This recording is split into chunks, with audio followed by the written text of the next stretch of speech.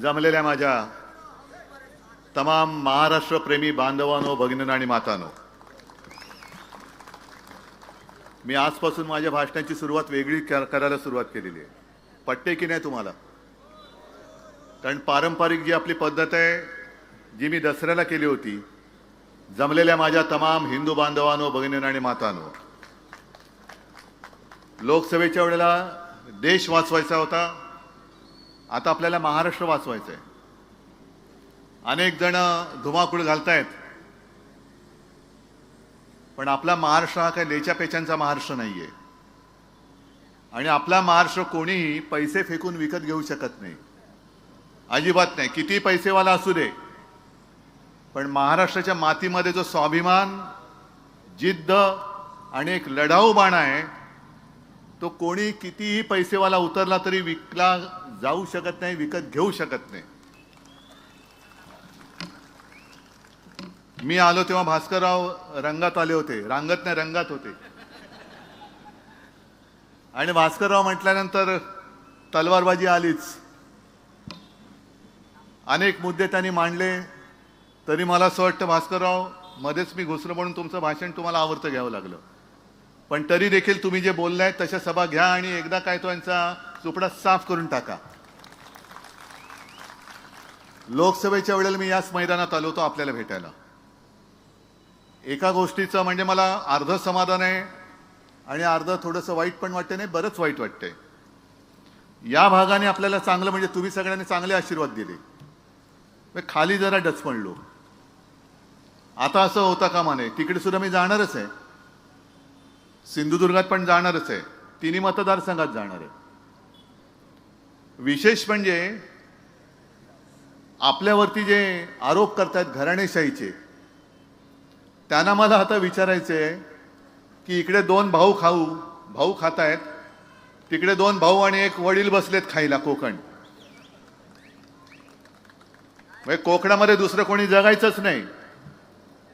इकडे वरच्या बाजूला आले का हे बसलेत आणि खाली गेलेत का ते बसलेत. मग सर्वसामान्य कोकणी बांधवाने आणि माता भगिनींनी जायचं कुठे, करायचं काय? आमच्यावरती अगदी ठाकरे म्हणून घराणेशाहीचा आरोप तुम्ही केलात, मला मान्य आहेच, कारण मी ती परंपरा घेऊन पुढे चाललेलो आहे आणि ती परंपरा मी घेऊन पुढे चाललोय म्हणून आज माझ्याकडे काही नसताना हे सगळे आशीर्वाद देणारे माझी स्वतःची हक्काची माणसं माझ्यासोबत आहेत.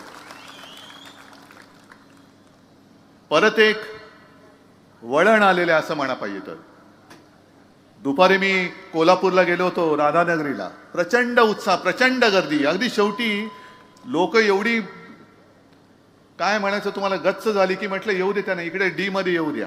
अगदी स्टेजला खेटून लोक बसली. प्रचंड उत्साह. सगळीकडे एक आता मशाल पेटलेली आहे, धगधगायला लागलेली आहे. ज्या क्षणाची आपण वाट बघत होतो की कधी एकदा निवडणूक येते, तो क्षण आता आलेला 20 तारखेला. आणि कोकण वरपासून खालपर्यंत अगदी थेट मुंबईपासून संपूर्ण किनारपट्टा, मला मशाल धगधगलेली पाहिजे. हे खोकेबाजीचं राजकारण आपल्याला आत्ताच जाळून भस्म करावं लागेल. जे वळण मी तुम्हाला सांगत होतो ते वळण केवळ उद्धव ठाकरेच्या अस्तित्वाचा विषय नाहीये, शिवसेनेच्या तर नाहीच आहे, पण आपल्या कोकणाच्या आणि महाराष्ट्राच्या अस्तित्वाचा प्रश्न निर्माण झालेला आहे.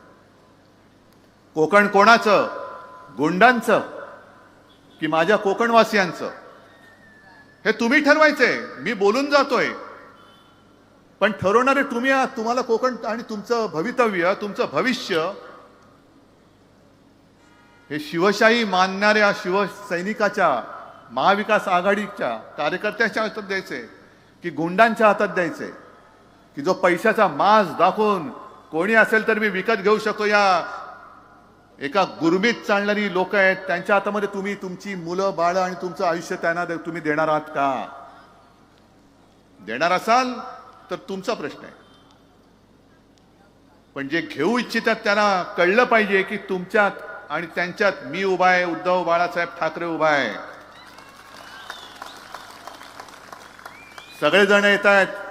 बाळ मानेजी, तुम्ही ज्या सोनेरी क्षणांच्या आठवणी सांगितल्या, मी सुद्धा त्याला साक्ष आहे.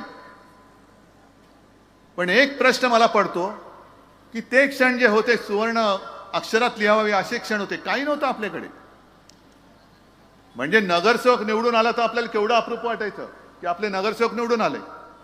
आमदार खासदार तर खूप लांबची गोष्ट होती.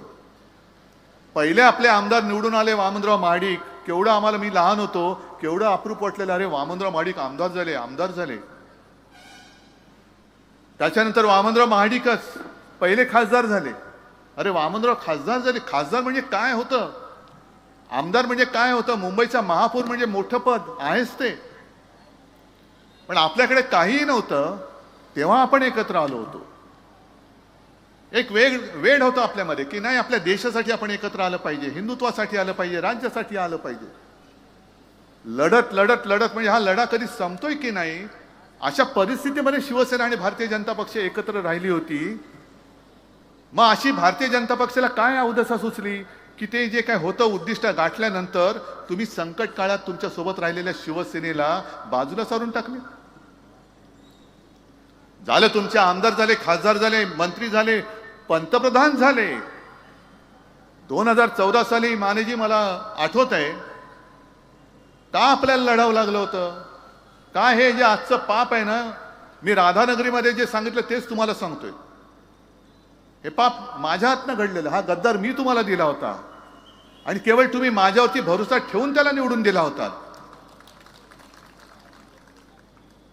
तेव्हा शेवटच्या क्षणी अगदी 2 दिवस राहिले होते अर्ज भरायचे, मला एकनाथ खडसेंचा फोन आला. एक खडसेंनी सुद्धा सांगितले की उद्धवजी आता आपलं जमणं शक्य नाही. म्हटलं काय असं न जमण्यासारखं काय, सगळे गुण तर जुळतायत. गुण जुळले तरी आता 36चा आकडा का करताय तुम्ही? 36 गुण जुळले तरी देखील 36चा आकडा कशाला? आपण होते ना, 2 दिवस आहेत, जुळून टाकू सगळं. नाही नाही म्हणे, आता आम्हाला वरनं निरोप आलाय, आता युती वगैरे काय करू नका. पण नाईलाज झाला माझा. अचानक उमेदवार आणायचे तरी कुठून? जे आपलं म्हणून आपण तयारी केली होती, नाही रत्नागिरी म्हणजे बाळमाने म्हणजे भाजपला सोडली, हे म्हणजे यांना सोडलं, अचानक आणायचं कुठून? मग हे आलं भूत. लढलो आपण, झाला तुमचा दुर्दैवाने पराभव. पण त्याच्यानंतर 2019 साली तुम्ही सुद्धा एक दिलदारपणा दाखवला. युती झाल्यानंतर तुम्ही खळखळ नाही केलीत, बंडखोरी वगैरे केली नाही. तुम्ही परत या भूताला अगदी माने म्हटल्यानंतर मानेवरती घेतलं. आता हे भूत मानेवरनं उतरायला पाहिजे, हे उतरून टाकायचं. गेले 2.5 वर्ष, बरं 14 साली जेव्हा आपण घेतलं होतं तेव्हा मला सांगितलं की उद्धवजी मी निवडून येतो पण मला मंत्री बनवाल ना. तेव्हा सत्ता आणायचीच होती. मी म्हटलं बनवतो मंत्री. 14ला नाही बनवू शकलो, पण आमची ख्याती अशी की आहे की शब्दाला पक्का, एकदा शब्द दिला की दिला, मग परत मागे घ्यायचा नाही. 19 साली सत्ता आली, आमचा शब्द आम्हालाच आठवला आणि बनवला याला मंत्री. त्या मंत्रिमंडळाच्या कालखंडामध्ये आणि आता गेल्या 2.5 वर्ष उद्योग मंत्री म्हणून तुम्ही जे काही काम केले असेल तर घरचे उद्योग सोडा, बाहेरचे उद्योग किती केले ते सांगा पहिले. बाहेरचे उद्योग अनेक आणि इकडे ठणठणाट. काय रत्नागिरीकरांना विचारतोय, एक तरी उद्योग या उद्योग मंत्र्यांनी आणला रत्नागिरीत? महाराष्ट्राचा तर बातच सोडा, स्वतःच्या मतदारसंघाला जो एक उद्योग आणू शकत नाही, उद्योग देऊ शकत नाही, असे निरुद्योगी मंत्री हे परत बेशरमपणाने मत मागायला येत आहेत आणि आपण मत देणार आहात त्यांना. इकडे हे, तिकडे राजन साळवीचे विरुद्ध यांचे भाऊ, काय मोठमोठी त्यांनी लोकसभेच्या वेळेला पैशाची मस्ती दाखवली होती. जणू काय हे म्हणजे महाराष्ट्रामध्ये असं व्यक्तिमत्व झालंच नाही, असे सगळे होर्डिंग मुंबईत पण लावलेले. पण त्यांना कळत नाही की हा जो लढा आहे हा निष्ठावंताशी तुम्हाला लढायचा आहे. राजन साळवी हा शिवसेना प्रमुखांचा निष्ठावंत सैनिक आहे. हा तुमच्यासारखा लाच घेऊन, खोके घेऊन सुरतेला पळालेला नाही. त्यांच्यावरती अनेक दडपणं आणली, घरी धाडी पडल्या, पत्नीला मुलांना अटक करू म्हणाले तरी सुद्धा हटला नाही अजिबात. आणि म्हणून मी या निष्ठावंताला पुन्हा सांगितलेलं की राजन तुम्हीच तिकडे योग्य आहात, लढा, बघू कोण गद्दार येतोय, आडवा करून टाकू त्याला. म्हणजे मी लोकसभेच्या वेळेला आलो होतो तेव्हा या सगळ्या गोष्टी तुम्हाला सांगितल्या होत्या की धाड टाकल्यानंतर घरी शिवाजी महाराजांच्या पुतळ्यांची किंमत करता तुम्ही महाराजांच्या. नालायक लोकांनो, महाराज जर झाले नसते तर तुम्ही जिवंत राहिला असतात. इकडे महाराजांच्या पुतळा जो राजन साळवींच्या घरी आहे, सगळ्यांच्या घरी आहे, माझ्या घरी आहे, यांच्या घरी सुद्धा आहे. आणि महाराज फक्त पुतळ्यामध्ये नाही, महाराज आमच्या हृदयामध्ये आहे. कराल किंमत तुमची, त्यांची किंमत कराल. इकडे राजांच्या घरी सापडलेल्या म्हणजे ठेवलेल्या शिवाजी महाराजांच्या पुतळ्याची किंमत केली किती, ह्याची किंमत काय. मग मी तेच म्हणतोय, जी किंमत तुम्ही त्या पुतळ्याची करताय, त्या तिकडे सिंधुदुर्गात मोदींच्या अशुभ हाताने जो पुतळा उभा केला होता, जो कोसळला, त्याची किंमत केली तर तुमची लायकी कळेल त्याच्यात किती पैसे खाल्लेत. पण फसवलं आपल्याला. पंतप्रधान आले, पंतप्रधानांच्या हस्ते शिवाजी महाराजांच्या पुतळ्याचं अनावरण, आणि 8 महिन्यामध्ये पुतळा पडतो. महाराजांचा पुतळा पडू शकतो आणि महाराष्ट्र ते सहन करू शकतो. त्याच्यानंतर मोदीजींच्या ते लक्षात आलं की अरे ये तो कुछ तो गले पे अटक रहा है. मग त्यांनी महाराष्ट्रात येऊन माफी मागितली, आणि ती माफी सुद्धा कशी, गुरमीमध्ये धमकी जशी द्यावी तशी माफी मागितली. काय महाराष्ट्र म्हणजे काय तुम्हाला वाटतो काय हो, पाय पुसणं आहे काय महाराष्ट्र तुमचं, की कधी यायचं आणि ताई पुसून जायचं. महाराष्ट्र तुमचं पाय पुसणं नाहीये, महाराष्ट्र तुम्हाला पुसून टाकल्याशिवाय राहणार नाही. हा छत्रपती शिवरायाचा महाराष्ट्र, पुसून टाकतो आम्ही तुमचं नाम निशाण. मग ते कोश्यारी होते, त्यांनी महाराजांचा अपमान केला होता. आपण मोर्चा काढला होता मुंबईत, हटाव कोश्यारी हटाव, महाराजांचा अपमान करणारा राज्यपाल नाही पाहिजे. नाही हटवला, कारण महाराजांचा अपमान झालाय. मोदींवरती जरा बोलून बघा, नाही तुमच्या घरामध्ये पोलीस आले ना तर मी काही हारायला तयार आहे.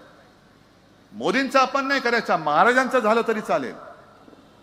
आणि म्हणून मी ठरवलेलं आहे, प्रत्येक सभेत मी सांगणार आहे, जे दसऱ्याला बोललो, की तुमच्या आशीर्वादाने आपल्या महाविकास आघाडीचं सरकार आल्यानंतर महाराष्ट्राच्या प्रत्येक जिल्ह्यात मी छत्रपती शिवाजी महाराजांचं मंदिर बांधल्याशिवाय राहणार नाही.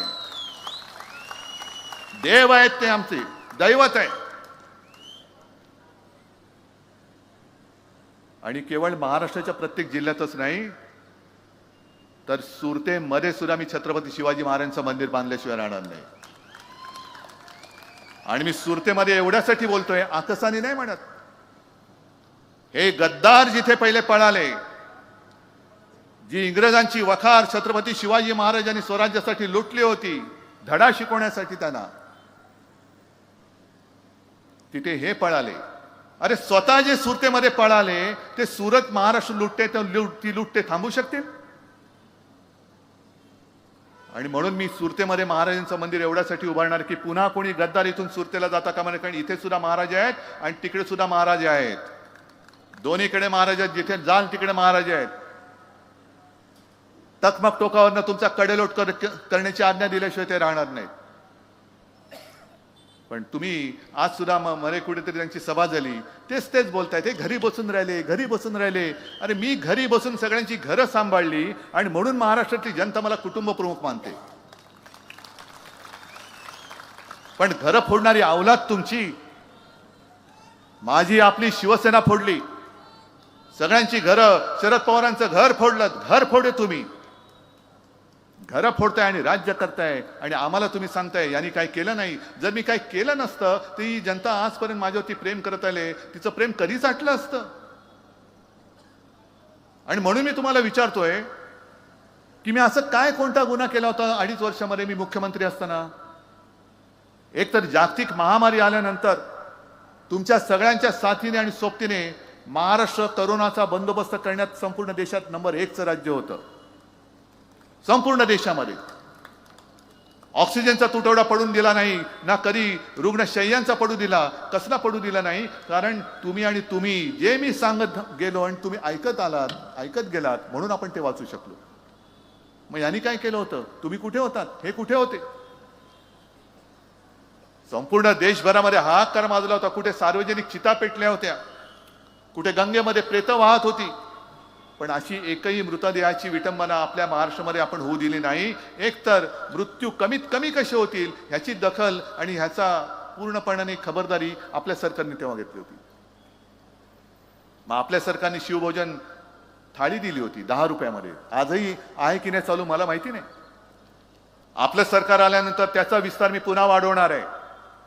10 रुपयात माझ्या गोरगरिबांना पोटभर अन्न हे मिळालंच पाहिजे. आणि परत मी आल्याशिवाय म्हणजे आपलं सरकार आल्यानंतर हे आपण केल्याशिवाय राहणार नाही, हे वचन मी आज तुम्हाला देतोय. त्याच्यानंतर काही जण सांगतात अहो बघा जरा. म्हटलं काय बघायचं? नाही, महिलांना जरा ते फसवतायत, महिलांसाठी योजना देत आहेत. मग इकडे माता भगिनी बसल्यात, त्यांना विचारतो ते जे काय तुम्हाला देत आहेत 1500 रुपये घर चालते का तुमचं? अनेक जण म्हणतात की आम्हाला 1500 मिळतात जरूर, पण महागाई एवढी प्रचंड वाढले की 1500 रुपये आमच्या पर्यंत येईपर्यंतच ते संपून जात आहेत. मधल्या काळामध्ये मी संभाजीनगरला गेलो होतो आणि तिकडे शेतीच्या बांधावरती उतरल्यानंतर ज्या काम करणारे शेतमजूर महिला आहेत त्यांना मी विचारलं काय ताई 1500 रुपये मिळाले? होय मिळाले म्हणे. मग काय बरं चाललंय? त्याला कसलं बरं म्हणे, पोराचं ऍडमिशन थोडी होतं होय. पोराची ऍडमिशन म्हणजे तिला 1500 रुपये ठीक आहेत, पण मुलाचं मी शिकू कशाला? मी कष्ट का करते? आई वडील जे कष्ट करतात ते मुलं मोठी होण्यासाठी करतात. मुलगा माझा शिकला पाहिजे. ते घोषणा ठीक आहे, मुलगी शिकली, प्रगती झाली, 1500 देऊन घरी बसवली, ही त्याच्या शिक्षणाची किंमत. मग स्वतःच्या पायावर उभं कधी राहणार? कोण करणार उभं? आणि म्हणून मी ठरवलेलं आहे आपलं सरकार आल्यानंतर जसं मुलींना उच्च तंत्रज्ञानापर्यंत शिक्षण हे मोफत दिलं जातं तसं महाराष्ट्रामध्ये जन्मलेल्या प्रत्येक मुलाला सुद्धा आपलं सरकार मोफत शिक्षण दिल्याशिवाय राहणार नाही. मोफत शिक्षण, तुमच्या पायावर तुम्ही उभे राहा. स्वतःची मुलं कष्टाने कमवून तो जो घास तो 1 रुपया जरी असला ना तर त्याची किंमत तुमच्या 1500 नाही 15,000 कोटीपेक्षा जास्त त्या आईला असते. हे तुम्हाला कळणार नाही कारण तुम्ही सगळे घाऊक व्यापारी सगळे झाले, सगळे विकत घ्यायला निघालात तुम्ही. आणि म्हणून मी दुसरी जी योजना सांगतोय, जसं मनोज जोशी, रवींद्र मानेजी तुम्ही मंत्री होतात त्या सरकारच्या काळात आपण जीवनावश्यक 5 जीवनावश्यक वस्तूंचे भाव हे स्थिर ठेवले होते. मग त्याच्यामध्ये डाळ आली, तेल आलं, साखर आली, तांदूळ आला, गहू आला. शेतकऱ्याचं 1 रुपयानी सुद्धा नुकसान होऊ न देता आपलं सरकार आल्यानंतर या 5 जीवनावश्यक वस्तूंचे भाव 5 वर्षासाठी आम्ही स्थिर ठेवून दाखवल्याशिवाय राहणार नाही. हे असं काहीतरी द्या. फुकटचं काही नकोय, हक्काचं मागतोय आपण, हक्काचं मागतोय. हक्क पाहिजे. महिलांची सुरक्षा वाऱ्यावरती आहे. आणि दुपारच्या सभेत मी बोललो, बदलापूरमध्ये जी एक दुर्घटना घडली, म्हणजे अत्याचार झाला एका शाळकरी मुलीवर. जा हे 3 भाऊ जे आहेत ना, एक देवा भाऊ, दुसरा दाढी भाऊ आणि तिसरा जॅकेट भाऊ, तर तिन्ही भावांना मी सांगतोय तुमच्यामध्ये जर का धमक असेल तर तिघांनी एकत्र मिळून त्या मुलीच्या आईला जाऊन 1500 रुपये देण्याची हिंमत दाखवावी. जा, जोडे खायचे असतील तर जा तिकडे. त्या माऊलीला पोलीस स्टेशनमध्ये ताटकळत ठेवली तुम्ही. तिची तक्रारीची दखल कधी घ्यायची? 10 तास बसले, 15 तास बसू दे ना, काय मेली तर मेली. पण तिच्या मुलीवर झालेल्या अत्याचाराची दखल घ्यायला पोलीस तयार नाहीत. आणि त्या मुलीचं जीवन उद्ध्वस्त करणाऱ्या नराधमाला तुम्ही गोळी घातली. ती गोळी मी दसऱ्याला बोललो ना, तर शिंदेला गोळी घालायला पाहिजे होती, तो भाग वेगळा. पण महिलांची सुरक्षा वाऱ्यावरती आहे. म्हणून आम्ही ठरवले, एक तर जसं पोलीस स्टेशन एक सर्वसाधारण पोलीस स्टेशन असतं तसं महिलांसाठी पोलीस अधिकारी आणि महिला पोलीस शिपाई असलेली स्वतंत्र पोलीस ठाणी आम्ही महाराष्ट्रामध्ये निर्माण करू. जिकडे महिला जातील त्यांची तक्रारीची दखल त्वरित घेतली जाईल आणि ताबडतोब कारवाई होईल. शिक्षण आहे, सगळं आहे, ह्याच्याकडे कोणाचं लक्षच नाहीये. फक्त आमदार कसे फोडायचे, सत्ता कशी आणायची. घे, हा मोठा झाला घे त्याला, तो मोठा झाला घे त्याला. काय सट्टा बाजार लावलाय तुम्ही? आज सुद्धा रोजगाराच्या नावाने सगळं ठणठणाट आहे. कुठेही नवीन रोजगार आलेले नाही. कोरोनाच्या काळामध्ये आपण 6.5 लाख कोटींचे सामंजस्य करार करून दाखवले होते. आणि आपलं सरकार जर का या गद्दारांनी पाडलं नसतं तर आज त्याच्यापैकी बरेचसे उद्योग हे महाराष्ट्रामध्ये सुरू झालेले आपल्याला दिसले असते. पण या उद्योगाबद्दल बोलायचं नाही. आणि उद्योग कोणते द्यायचे? म्हणजे टाटा एअरबस कुठे नेला? गुजरात. आणि माझ्या कोकणाच्या माथ्यावर काय मारतायत? बारसू रिफायनरी. बारसू पाहिजे तुम्हाला, म्हणजे बारसू मला पाहिजेच, पण रिफायनरी पाहिजे. मग जसं मी नाणारच्या वेळेला एक वचन दिलं होतं आणि मी ते करून दाखवलं, नाणार रिफायनरी रद्द करून दाखवली होती, तसंच मी वचन देतोय की तुमचा आशीर्वाद द्या, मी बारसू रिफायनरी इकडनं हद्दपार करून दाखवतो, रद्द करून दाखवतो. आहे त्यावेळेला एक गफलत होती, असं भासवलं जात होतं की हे खूप चांगलं आहे. पण जनतेला विचारण्याच्या ऐवजी, विचारण्याच्या आधी तुम्ही जनतेच्या माथ्यावरती प्रकल्प लादताय. आणि हेच जे काय सगळे गोष्ट आहे ती कुठली MIDC रद्द केलेली पुन्हा जिवंत केली. कशासाठी केली, कोणासाठी केली, कोणाच्या सांगण्यावरून केली? जनतेला काय हवंय, जनतेला काय आवश्यक आहे, तुमच्या कॉन्ट्रॅक्टर मित्राला काय पाहिजे, त्याच्यासाठी माझी जनता नाहीये. म्हणजे मला मोठा धक्का असा बसला, मला असं वाटलं होतं की अदानीचा प्रकल्प हा धारावीपुरताच आणि मुंबईपुरता मर्यादित आहे. म्हणजे अदानीचा हा राक्षस हा फक्त मुंबईमध्ये आहे. पण मी राधानगरीला गेल्यानंतर तिथल्या आपल्या उमेदवारांनी सांगितलं, KP पाटील, की आमचं हक्काचं पाणी ह्यांनी अदानीला विकले. म्हटलं पाणी विकतायत? तिकडे मुंबई विकली, तिकडे कोल्हापूरमध्ये पाणी विकलं, चंद्रपूरमधली एक शाळा अदानीला दिली. म्हणजे काय महाराष्ट्राचं नाव, हा महाराष्ट्र कोणाचा आहे? छत्रपती शिवाजी महाराजांचा राहणार आहे का अदानीचा महाराष्ट्र होणार आहे? शाहू फुले आंबेडकरांचा महाराष्ट्र राहणार आहे का मोदी आणि शहांचा महाराष्ट्र होणार आहे? या सगळ्या गोष्टी ठरवणार ही निवडणूक आहे. काय लोक जे ऐकतायत, सगळीकडे जाहिराती आता खूप झालेल्या आहेत, सगळ्या जाहिराती, आम्ही तेच बोलतोय, तेही तेच बोलतायत.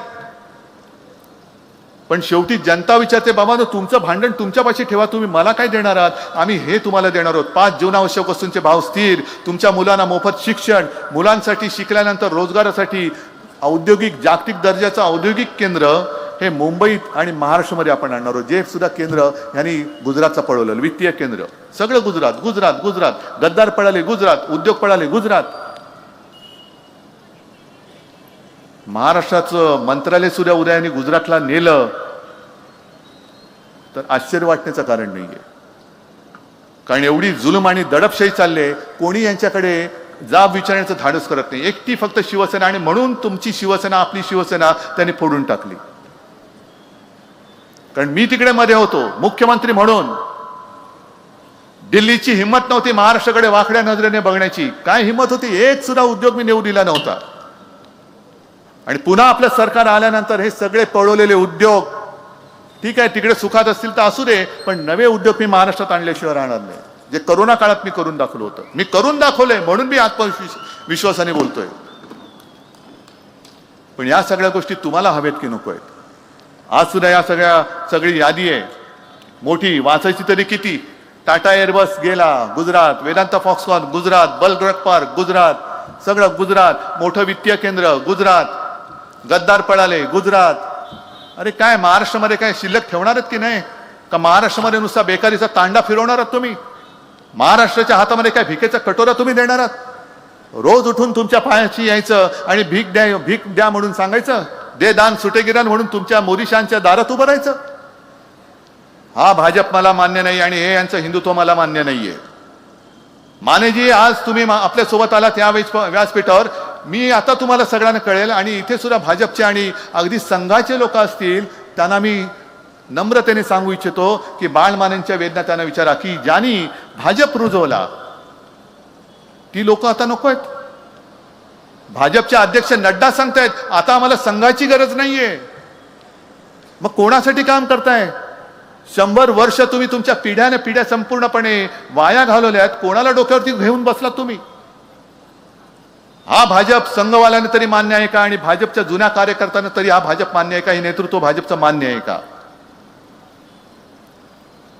आज कोकणामध्ये बघाल तर हे सगळी भगव्याचे पायी महाविकास आघाडीचे सगळे उमेदवार आहेत. एखाद दुसरा कुठेतरी सोडला तरी आपल्याच परिवारातली लोक आपल्यासमोर मी उमेदवार म्हणून दिलेले आहेत.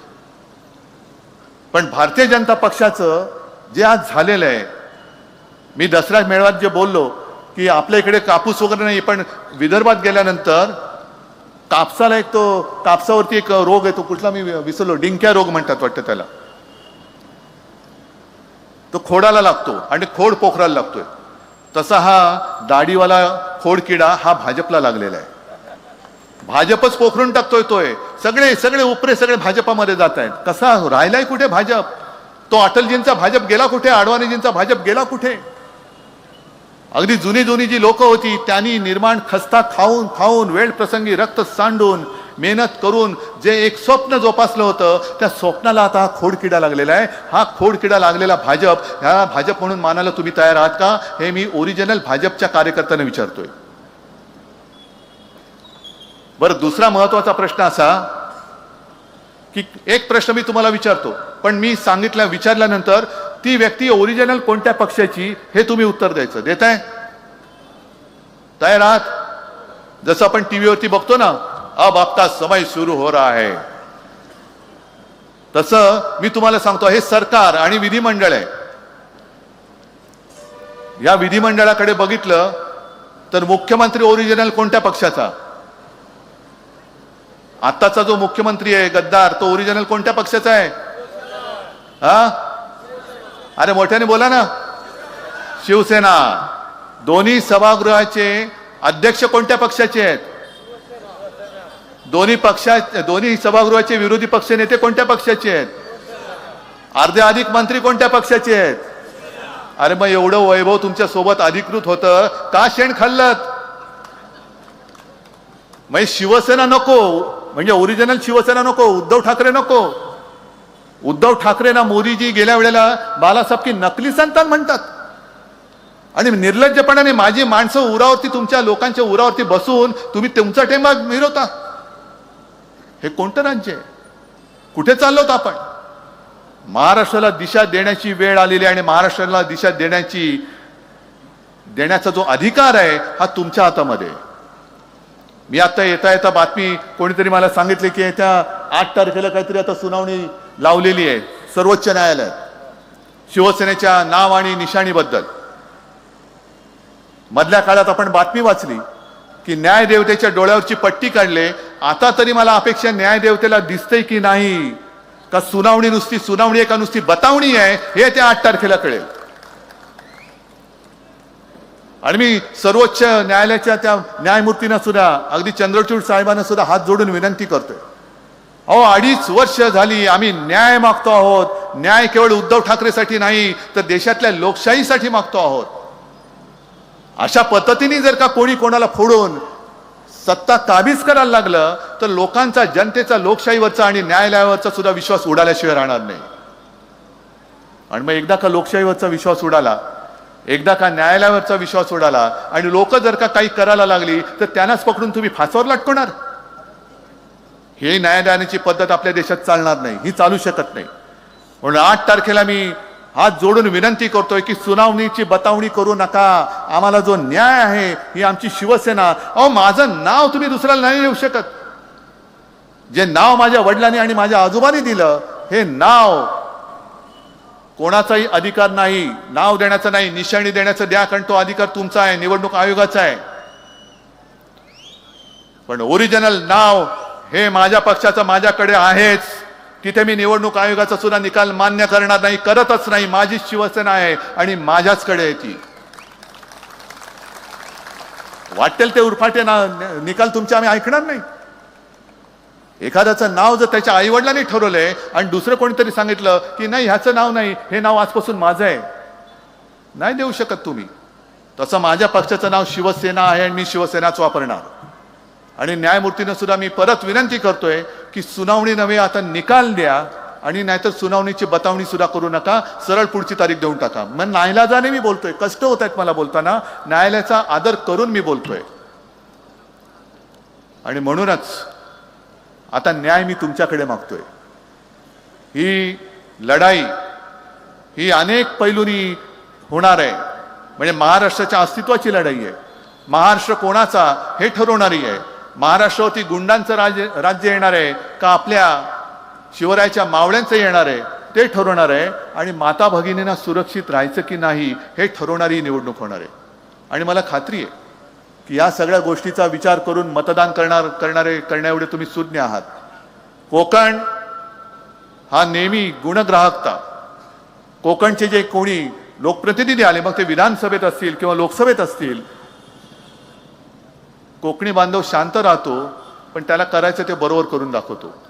आणि म्हणून मला खात्री आहे की इथली ही घराणेशाही, यांची वरची आणि तिथली खालची, आणि वरती बसले ते खालच्यांचे वडील, ही घराणेशाही नव्हे, ही गुंडशाही आहे. आणि ही गुंडशाही, तिला तुम्ही चूड लावल्याशिवाय राहणार नाही. आणि तसं तुम्ही ते कराल एवढी खात्री बाळगतो आणि आपली रजा घेतो.